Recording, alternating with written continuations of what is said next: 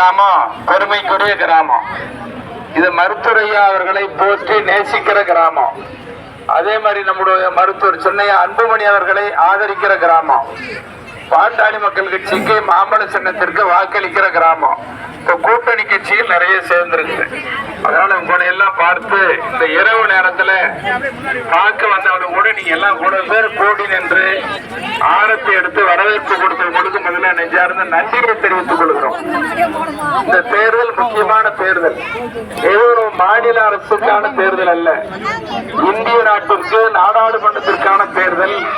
நாடாளுமன்றத்திற்கு நல்லவர்கள் சென்று வாதாடி தமிழ்நாட்டுக்கு நம்முடைய தருமபுரி மாவட்டத்திற்கு நல்ல திட்டங்களை, வளர்ச்சி திட்டங்களை கொண்டு வந்து வாதாடக்கூடிய நல்ல வேட்பாளர் நமக்கு தேவை. நல்ல எம்பி வேணும். கோயம்புத்தூர் மாவட்டம், தருமபுரி மாவட்டம் பின்தங்கிய நிலையில இருக்கு.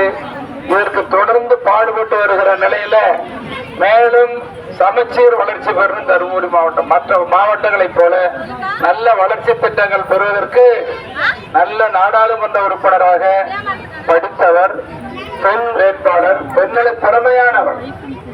பாட்டாளி மக்கள் கட்சி கூட்டணி கட்சியில ஓட்டு போடுறேன்னு சொல்றாங்க. நடுநிலையாளர்கள் மற்ற எதிரணி கட்சியில இருக்கிறவங்க கூட எப்ப நல்ல முகத்தோடு வணக்கம் சொல்லி வாக்கு கேட்க வந்திருக்கிறார் உங்கள் சகோதரி நம்முடைய வெற்றி வேட்பாளர் சௌமியா அன்புமணி அவர்கள் வாக்கு கேட்டு பேசுகிறார்.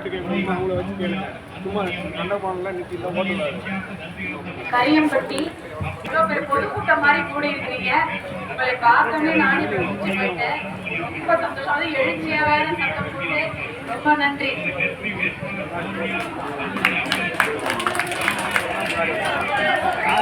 அன்புமணி அவர்கள் தான். தர்மபுரியில் அது வரைக்கும் ஒரு சாதாரண அரசு மருத்துவமனை இருக்குது.